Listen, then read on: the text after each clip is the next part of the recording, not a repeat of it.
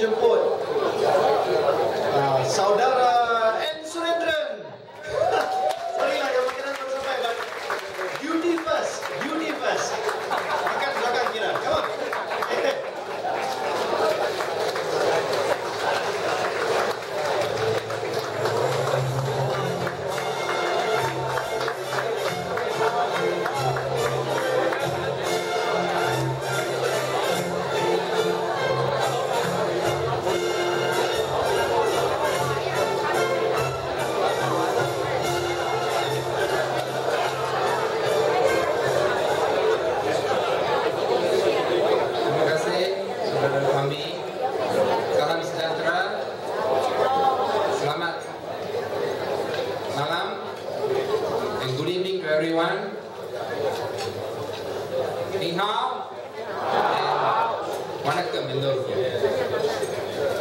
My friends, today once again we have another wonderful example of a government that is completely without any sense of purpose or direction in running the country. Here they are, a few hours ago this afternoon, the Ketua Polis Daerah of Dangwangi told the organizers of the rally on Saturday, everything's fine, you can even hold banners and you can march to Stadium Merdeka.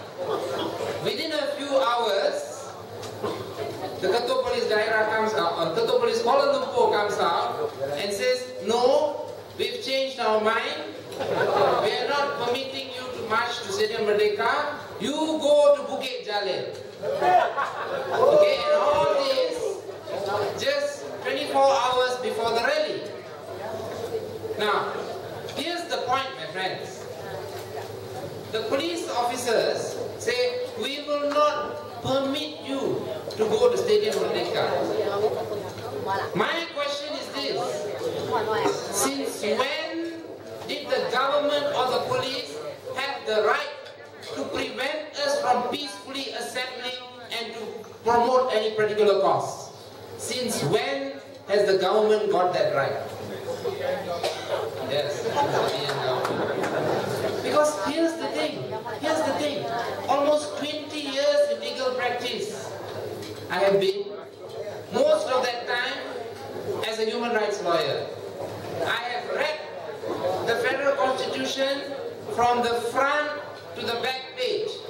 I haven't found anything that says we the public have to get a permit from the police in order to peacefully gather.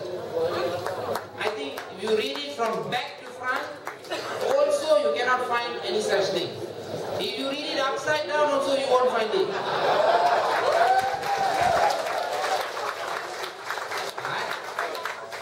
I think the problem with the Home Minister is that maybe he is a fan of the Da Vinci Code. Because I think when he read the federal constitution, he saw a secret code in there, maybe put by Leonardo da Vinci, saying that we Malaysians must seek a permit in order to freely assemble. My friends, but on a serious note,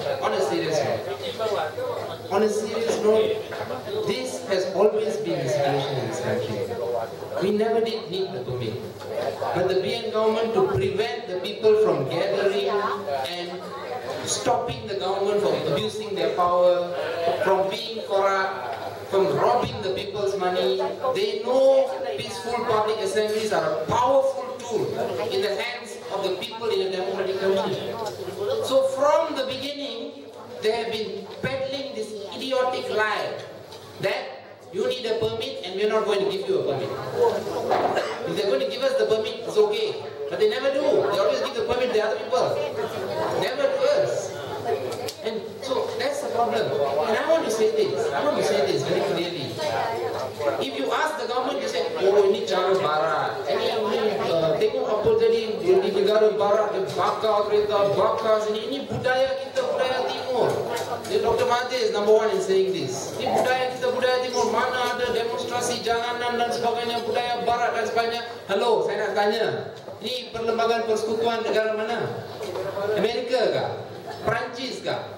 UK. Ini perlembagaan persekutuan Malaysia. Artikel 10 bracket 1 bracket B yang menyatakan semua rakyat Malaysia mempunyai hak untuk berhimpun secara aman.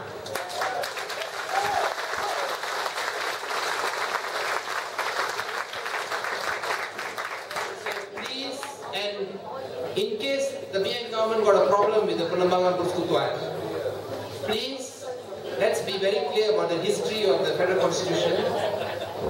Who agreed to the contents of the Federal Constitution?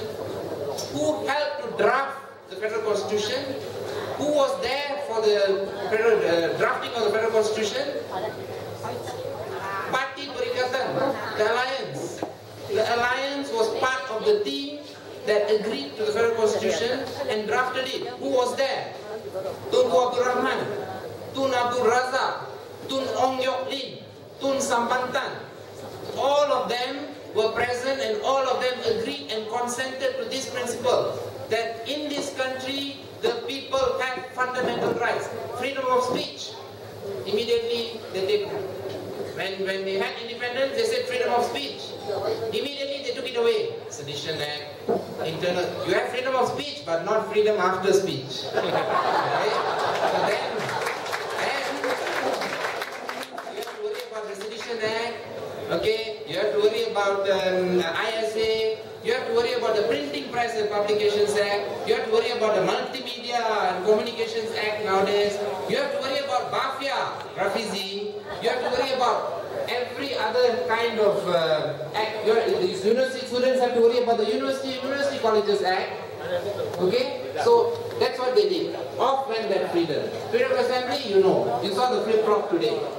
Now, the thing is this, times have changed. Times have changed, and this government has to understand one thing. And they will see that when that procession goes on Saturday. This government has to understand that they cannot bully the Malaysian people anymore.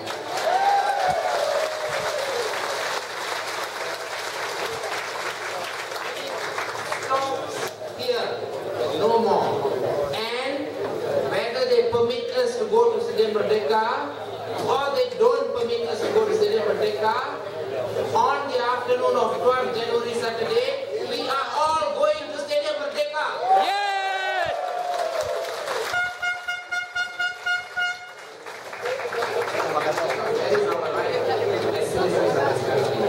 My friends, kerajaan kata ini kebebasan dan kita kendalikan ekonomi dengan cara yang baik dan betul. Kalau bagi pemerintahan kepada pihak pembangkang, rosak dan bankrupt negara. Ini yang dikatakan sering kali oleh kerajaan Barisan Nasional. Is that true? Let's look at what running the economy is all about. There are three important things in running the economy. Three ways in which economies are run. One is the government in running the economy must ensure that current expenditure and current charges like health, like transport is paid for properly. Good, we agree with that. Every economy must do that and every government must do that. Second, the government that runs the economy must ensure that the future development is taken care of, that there is investment in the future, that there is growth. This is future expenditure. We agree with that. Every government must make sure these two things are done. Now the third way of running the economy is to carry out expenditure that doesn't benefit the current situation and it doesn't benefit the future. It doesn't benefit anything at all. Now, the BN government are experts in running the economy in the third way that I mentioned, which is neither do they benefit what is the expenses now, charges now, neither do they benefit the future. They just carry out expenditure that is of no use to the people of this country. It doesn't promote growth. I give you a classic example. How are the people of this country benefited when they give 800 million ringgit contracts to the son of a former Prime Minister, Dr. Mahathir? How exactly are the people of this country benefited by that? How are the people of this country benefited when they give $30 million contracts to 26-year-old daughter of Raja Nong Chik? How? And you know something? This Raja Nong Chik, who is so shamelessly gives or facilitates a contract to his 26-year-old daughter, while ordinary people are suffering, prices are rising, gives a $30 million contract to his daughter, who clearly doesn't deserve it because she's only 26 years old. We do not know what qualifications. This same character seriously thinks that he can beat Nurul Izzah in the next general election. Is this guy for real? He's got no chance at all. Because people can see. Yeah. People can see. People can sense. People can sense that it's time to put an end to this absolutely corrupt and power crazy government. And here's the thing. What do we need to do in this country? We need to take away, we need to stop the giving of contracts, of the concentration of wealth in the hands of a few extremely rich people. And we need to distribute wealth and income in a fair manner across every strata of society. And my friends, and we make no apologies for this, we have to prioritize and take care of the most vulnerable, marginalized, and the poor people of this country. Taking care of the poor helps us all. We cannot have a heaven within our doors and a hell outside our doors. We cannot be comfortable within our doors when people are starving on the streets out there. And I tell you, the poverty situation in our country is serious. The BN government will never admit to it. But let me tell you something very shocking. Do you know what is the percentage given by the BN government as the official poverty level figure in this country? 3.8%. Okay? And they are very proud of repeating this all the time as one of their major achievements since independence. Kita telah basmikan kemiskinan. Dulu 49% masa negara merdeka. Sekarang 3.8%. Ini menunjukkan itu dia BN paling baik, paling bagus. They like to say that. Okay, let's take the 3.8% figure.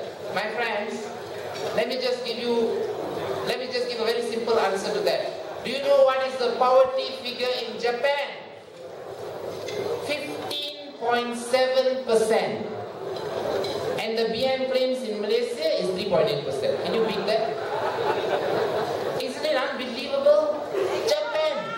What's the poverty rate in the European Union? If it's 3.8% in Malaysia, according to the BN, you would think that the poverty level in the European Union must be what? Maybe 1%? No! 16.4% in the European Union.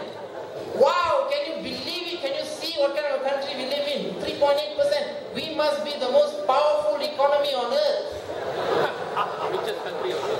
So in other words, these people have got no compunction even to come out and tell blatant lies, play around with statistics, because it is politically useful for them not to admit to that kind of poverty. This is a serious matter, my friends. And we've got to solve it. Because 40% of this country, the household income is below 1,500. People in this country have an average 4.4 children. 2 parents, maybe an extended family, 4 children, income below 1,500. What can you do? What can you do in KL and Selangor with that? Let's just start with that. 1,500, 4 kids. Education expenses, health expenses, transportation expenses, food, shelter, housing loan, car loan. How do you live with 1,500? And the government is not interested in this figure. And this is one of our major issues. Professor Thomas Hockey, in his famous book, Poverty and Human Rights, said that every human being, every citizen is entitled to what he called a minimal human flourishing, which means every person has a right to basic necessities: food, clothing, shelter, recreation, basic recreation, health, transportation. If we cannot give this to the poorest, then there's something wrong in the country. And I can tell you this, we can give this to the poorest. We can. But the money is not going to the right places. The money is going to all the wrong places. And this is a major task for us. I'm not going to run through what Pakatan Rakyat is going to do. You can read the buku Jingga. It's been repeated again and again. What the specific moves, what the specific programs are going to be to bring up the poor, the marginalized, those who are in the working class, those who are in the lower economic runs. We've said it over and over again. But this, there must be the determination to end the problem. We have to break people from what sociologists call the equilibrium of poverty. We've got to bring in the dynamic of change. We've got to break them out of the cycle of poverty, generation after generation after generation. And as I said, if you take 40% of the country in this kind of situation, you're talking about 11.6 million people who are having difficulties living from day to day. 11.6 million people in this country. And that is serious. And remember, that affects productivity throughout the country. That lowers demand for products. That affects the rich. That affects the businesses. That affects the manufacturers. That affects the economy on the highest, on its global level. So this is the challenge, my friends. Ultimately, what do we want to do? What do we want to do? We want to create what John Kenneth Galbraith said was the good society. Yes. We want a good society. And what is a good society? Every person must have access to a rewarding life. That's the basic thing that any government can do for its people. Every person is entitled to it. And why aren't we having that? Because of greed, and absolute greed. What we need to create is an affluent economy and a good quality tata negara yang baik. Itu yang diperlukan, dan itu ekonomi yang mantap dan tata negara yang baik. And why do I say good quality? Because let's see what is happening now. Let's see what is happening now. Said Mokhtar Al-Bukhari, beras dia punya, gula dia punya, roti Gardenia dia punya, DRB Highcom dia punya, beberapa pelabuhan, I lost track already, semua dia punya, KTMB pun dia nak ambil sekarang. Said Mokhtar Al-Bukhari. Maknanya, satu orang, kroni maha besar, mengambil semua, tinggal apa untuk rakyat yang lain. Itu satu contoh saja. Ananda Krishnan, another one. And these are only the big mega ones out there. There are a few more levels of cronies who, look, I just got some documents which we are going to release. Major contract for software system given to a company which failed the EPU test. EPU said don't give to this company. The Prime Minister chairs a meeting in the Finance Ministry and says bagi. I have got the documents. We're going to release this. This is just one example what happened. Why did he choose to give it to the company that failed the test by the Economic Planning Unit? That is the thing. So, here's what happens. We concentrate the wealth in the hands of a few rich cronies. Or the money is lost through corruption. Millions, trillions in fact. In the last 10 years, 1 trillion was lost out of the country. We know that illicit money flow. So what happens? The moment you concentrate all the money in the hands of the super rich and the UMNO cronies, there is no more liquidity in the country. Because here's the thing that everybody knows. The super rich are not going to take their tens of billions and spend it. The middle class, the ordinary people, when they get the money, they spend it. That's good for the economy. But if you allow a few super rich to hold all the money, you know what happens? The economy dies. This is what you call, they don't have a liquidity, they have a liquidity preference, which means they want to keep the money. And if you don't release the money into the economy falters because there is no demand. Which is why, here's the thing, if you stop the corruption, you stop money being concentrated in the hands of the mega UMNO cronies, you will strengthen the economy and you will help ordinary Malaysians.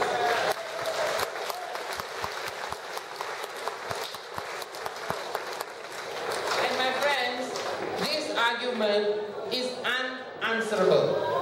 Here's the fact. You see, UMNO can never answer statistics. So normally they don't. Instead, they probably try and file another sodomy case in reply. But they'll never answer statistics. Because, here's the thing. And this is a statistic, okay? It's undeniable.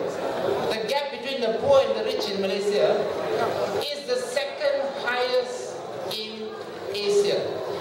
Oh yes, the second highest. What does that mean? That means the government has been enriching a small group of super rich cronies. And everybody else takes the leavings and the bones from the big feast. We all went down there, we get a few bones and we are supposed to be happy with these bones. Well, let's put it this way. After the next general election, 13th general election, we are going to be sitting in the feast. And they can wait for the bones.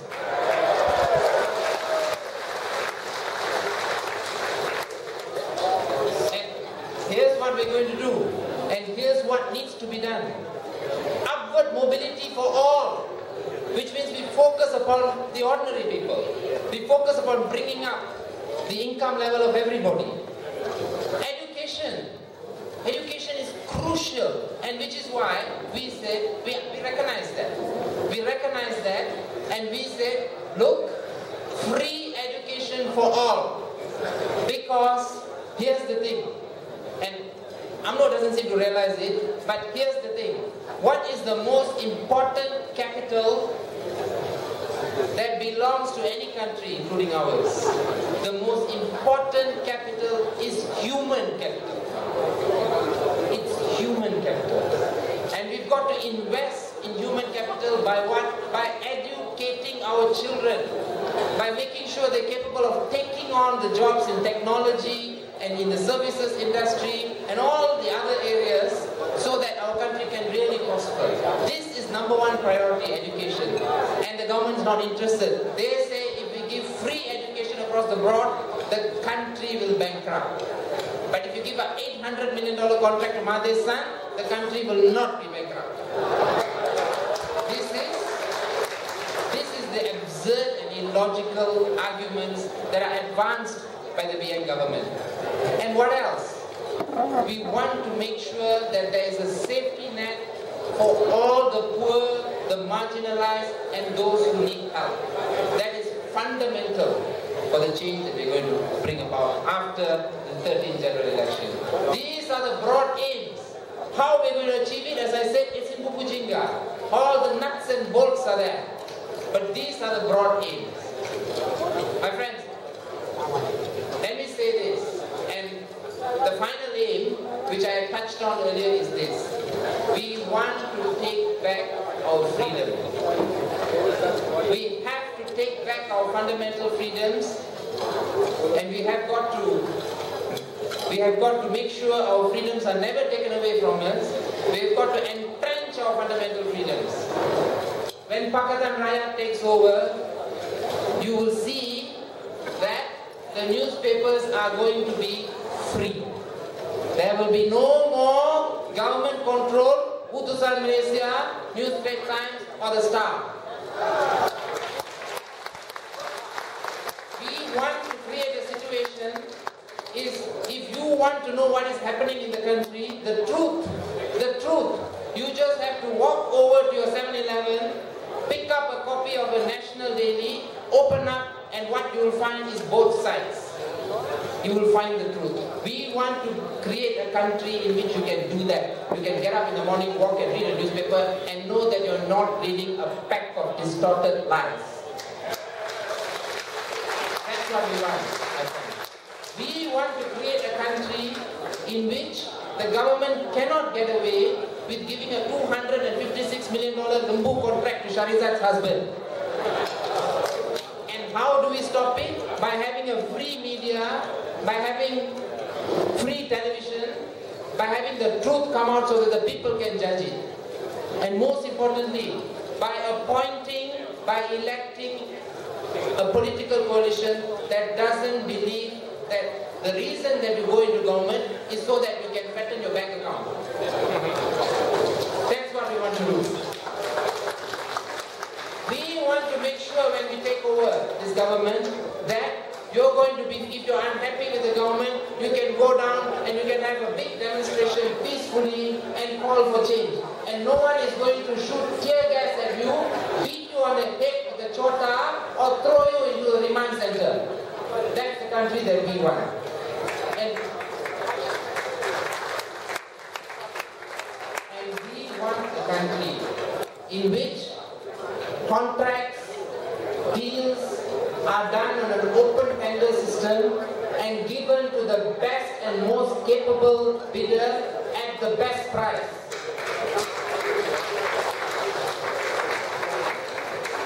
And most importantly, we want to make sure that the wealth and the income of this country is distributed fairly, according to ability, among all the people of this country. And when we do that, you will be surprised. You will be surprised how our country, our economy is going to bounce up, and how investor confidence is going to be strengthened beyond measure, and how finally we can take our place among the well-governed, democratic, proper countries of this world. We can be proud of our nation once we have brought about all these changes, my friends.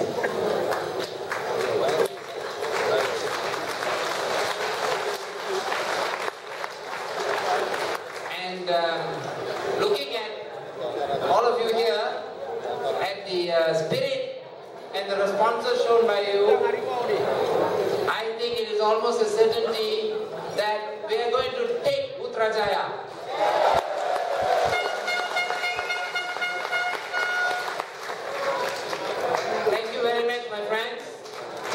Continue with your dinner, and until we meet again, terima kasih. Salam reformasi. Reformasi.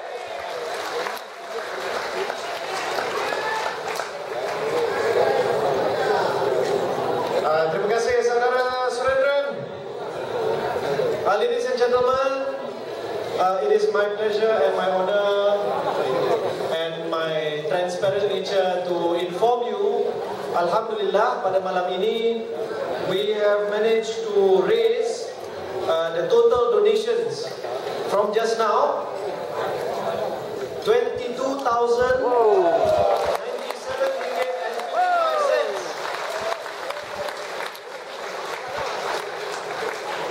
Bagi pihak YB Nuriza dan ahli jawatan kuasa majlis makan malam pada malam ini, we thank you from the bottom of our hearts, and please let the giving continue.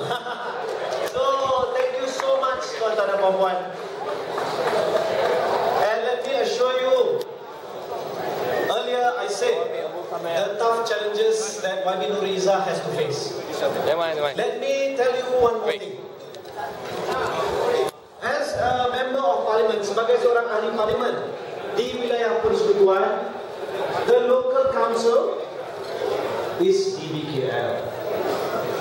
Dewan Bandaraya Kuala Lumpur adalah kita panggil pihak kuasa tempatan, the local government.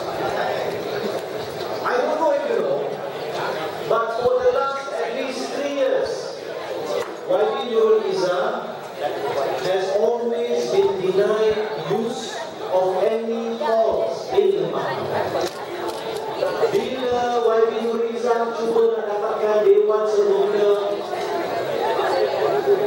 there will be somewhere, somehow, someone somewhere who will deny her that right. Kalau kita nak buat program dekat dalam, even in a PPR hall, a public housing project punya dewan, someone will throw a monkey wrench somewhere. Tapi bila tak dapat, kita teruskan juga dengan program. Dan kita buat program dekat luar. If it means that we are on the street, outside, we do it then. If it means that we are in a stall next to where we were supposed to be, we do it then. Because at the end of the day, it is the people that must get the benefits. So YB Nurul Izzah, when she has a program, she makes sure program tetap jalan. Sama dengan semangat lawan tetap lawan. So I just want you to know, I have just been informed. Malam ini, as you were coming up, you might have seen the bendera-bendera Pakatan Rakyat. Ada nampak tadi? One of our petugas just informed me, barusan ni DBKL dah datang ambil semua bendera kita. Semua bendera kita. In fact, daripada petang tadi, they have threatened to take our flags. This is the priority of DBKL right now. Ambil pungut kita punya flag. Program belum habis, dah ambil semua. If after, tak apa juga. Yeah, we don't mind some help. And do you know, ladies and gentlemen, do you know who controls DBKL?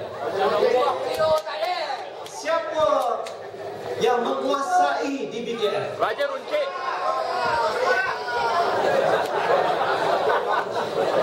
Saya tak cakap tuan-tuan dan puan-puan yang cakap. Kita semua sedar, kita semua tahu. And so, even small things like this, petty kecil je, tak juga lebih. And this is, you may not know this, tapi orang yang bersimpati dengan Nurul Izzah ataupun Datuk Seri Anwar Ibrahim also can fall victim. We know of many imams of masjid di Lebah Pantai. Kita kenal ramai imam-imam di Lebah Pantai, masjid-masjid di Lebah Pantai yang telah diminta tukar tempat kerja. They've been asked to change 2-3 times, some of them. Why? Because one of them accidentally said nama Anwar Ibrahim during Friday, after Friday prayers last Ramadan. Waktu lepas solat Jumaat, ada seorang imam ni sebut kehadiran Datuk Seri Anwar Ibrahim. Tung-tung. Recently we found out that he has been transferred. Sekarang he is in charge of marriage counselling.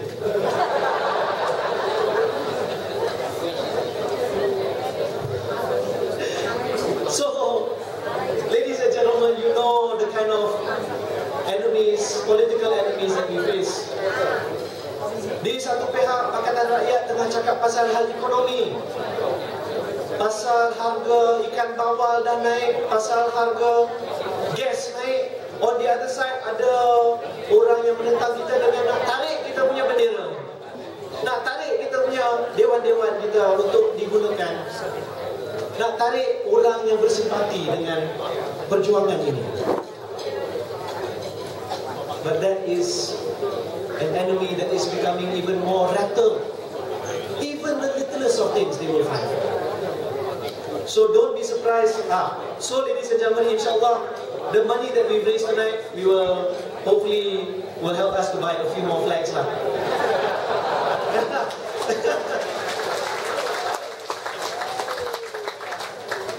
But I hope that this will not be the end of giving. Yeah, because we've been told that if the candidate who will be fighting YB Nur Izzah in Lebah Pantai is indeed this particular person, we have heard stories that he has a war chest of about 30 million ringgit. Unofficial. So we don't know who it is. I'm not naming anyone. Ya, tapi ada kemungkinan jumlahnya besar. Tapi kita ada semangat yang takkan terkalahkan. We have a spirit that cannot be defeated. And so, ladies and gentlemen, I would now like to invite up on stage another man who has a spirit that also cannot be defeated. Very easy, lah. Cannot be. Yeah. Mr. ataupun YB pt2, dipersilakan.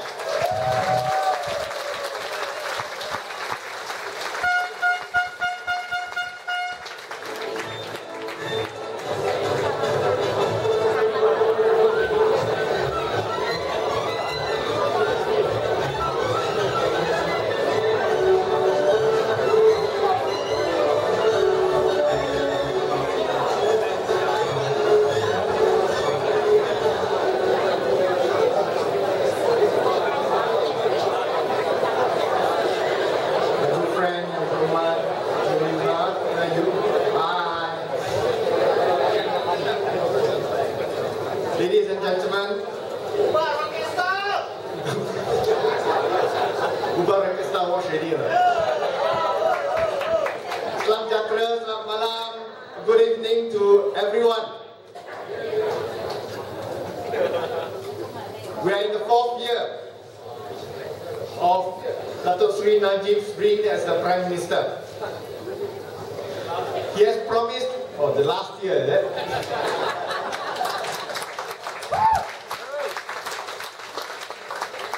promised us a lot of things.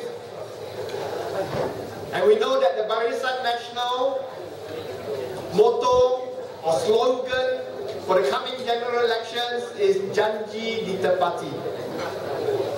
Promises fulfilled. I don't have the whole night. I think I'm given only about 1.5 hours. But there's a whole long list that I'll be able to cite on how janji tidak ditepati oleh Barisan Nasional. Janji dicapati. I've got a lot of audience who are speaking tonight. There are a number of things that when he first came into power that he promised will change. And I would just like to highlight some of them to show that nothing has changed. And not only nothing has changed, many things have gotten worse. Now, one of the first things urban residents of us, people like us in towns, are most fearful of today is getting out of our house. You do not know when you open the gate, some car will drop by, some guy will come down with a parang and threaten to take away your car, take away your children, or take away your house. But our Prime Minister tells us that we are very safe. In fact, Pemandu, an agency under the Prime Minister's department, tells us we are safer than Singapore. I do not know how they can actually cite that with a straight face. Ladies and gentlemen, let me tell you that Malaysia is a very safe country and we are much safer than Singapore. How do you do that? They tell us that the crime index has gone down. They tell us the street crime over the last 3-4 years have gone down by 40%. Don't play lah. 40%, you know. That's a lot. And they tell you that the overall crime situation has improved by more than 16% over the last 2 years. It is a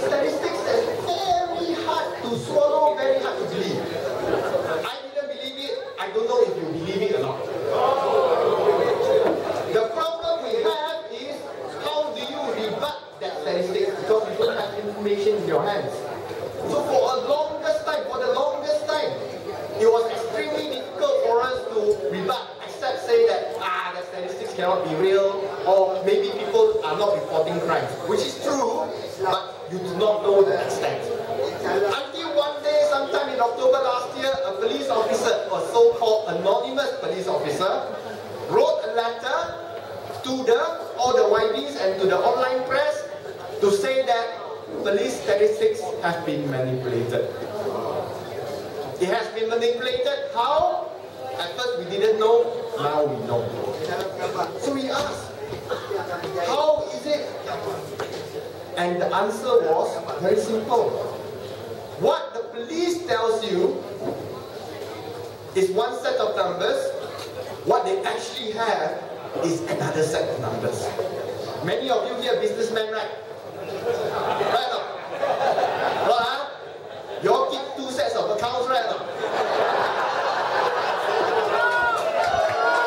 One set for the taxpayers, one set to know how much money I really make, right? The police also sama-sama. They are also the same. So they have this thing called index crime. Index crime. And then there are these other things called non-index crime. Last time we didn't know, we thought all crime the same. Crime is crime. Now they tell you there's index crime and there's non-index crime. What the police publish is index crime. What the police hides is non-index crime. And how does it matter?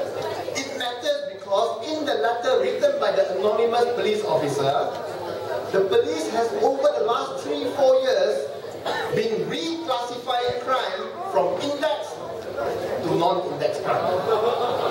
That's what they have been doing. And let me give you an example of what is an index crime and what is a non-index crime. Now, assuming I meet Louisa on the street, I go to her with a penknife. Give me money or I whack you. She gives me 500 ringgit, I run away, I get caught. That is an index crime. Or, if I see Louisa again, I strangle her by the neck with my bare hands, give me money, or I strangle you. She gives me 500 ringgit, I run away, that is an index crime. But, if I were to see her on the street, I threaten her, give me 500 ringgit, or else. And then she gives me 500 ringgit, I run away, I was caught by the police, and then when the police searched my body, they found a little penknife in my pocket. Now because there was a little penknife in my pocket, although I did not use it to rob Louisa, okay, that is a non-index crime. Now everyone is silent, because you don't know why it's a non-index crime. I also didn't know. You know why it's a non-index crime? I found out later. It's a non-index crime because that penknife is under a different charge. There is an intent to cause harm. Because it's only an intent, therefore it's a non-index crime. It does not make sense. It does not make sense to you, it does not make sense to you, but it makes sense to the Royal Malaysian Police. So they keep trying to find little things in their pockets so that they can reclassify the cases into non-index crime. Now, another example. Burglary. I go into your house. I search the whole house. I found 500 ringgit. I ran away with it. Or found some valuable jewelry. I ran away with it. That is an index crime. But if I go into your house, turn your house upside down, crack all your plates, turn your sofa, cut up all your sofas, ransack all your clothes, trying to find something in your house. And nowadays, we don't keep anything precious in the house anymore. Especially when we are going away. They find nothing, but they turn your house upside down, they go out empty-handed. That is a non-index crime. And the worst thing is, after this accusation is leveled on the police response was to provide some statistics to say that everything is okay. It's not true. But when we look at the statistics, it gave us very scary numbers. From 2007 to 2011, just 4 years, in non-index crime, very successful, dropped by 25%. Index crime dropped by 25%. What they don't tell you is non-index crime went up by 69%. So are we safer? A crime is a crime, man. You know, just because it's non-index crime doesn't mean we are not afraid that burglars will not come into our house. Just because it's non-index crime doesn't mean we are less scared of a snatch theft, being extorted by someone who has a pen knife in his pocket but doesn't use it against me. So what we find here is a clear-cut attempt by the government to give you false statistics. And I asked this in Parliament. I asked them to give me the breakdown of non-index crimes. Because now that we know the figures, I want the breakdown of what exactly is in this non-index crime. Give me all the list of non-index crimes. We only know a little bit. You know what's the answer given by the Home Minister, to me? His answer was, the figures for non-index crime is not important, so I don't think it's appropriate for you to know. This was the answer given in parliamentary reply to us. And this is how much contempt. Let us welcome the MP for Kuala Selangor, Dr. Zulkifli Ahmad.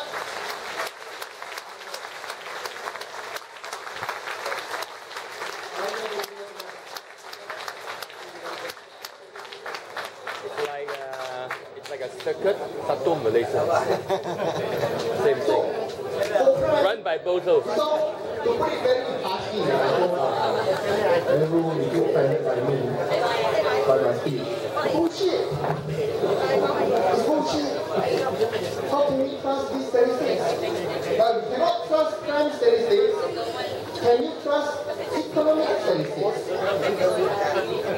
The government tells you inflation rate only 1.8%. No, for the past year, everything that cost 1 minute went up by 1.8 cents.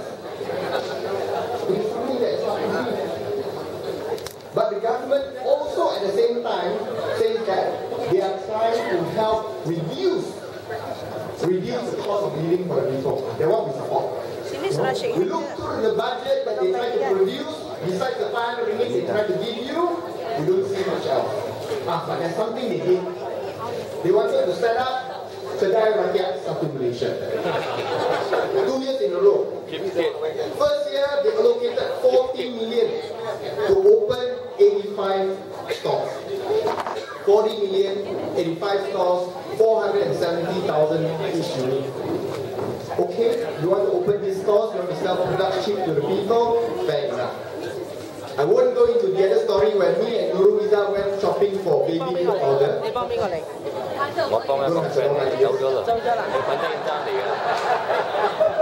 In Kedai Rakyat Satu Malaysia, to test whether this milk powder is appropriate for babies or not. And for your information, it was not. And there was also the case of the fresh milk. When we took it, we tested it. At first we tested it to see whether it's pure milk or not. Maybe they add water. We didn't get that result, but what we got was worse. We found E. coli in the fresh milk. Whoa! You know where E. coli comes from, right? Yeah, from your large intestines. From your large intestines. And when we first announced that, the Minister for Domestic Trade tells you that E. coli is a liar. Bullshit! Our products are top quality products. And then 3 weeks later, Dato' Sri Yao Tiong Lai, under tremendous pressure, finally released the results of the test, confirmed that there was E. coli in One Malaysia fresh milk. I think it might be the same for all One Malaysia products. But that aside, they put up 40 million to open 85 stores. That was budget for 2013. Now budget for 2013, they increased it from 40 million to 368 million. Oh, 40 million to 368 million. How many stores are we going to get? Last year we got 85 stores. They say this year we will build 57 stores. They tell us inflation is only 1.8%. Now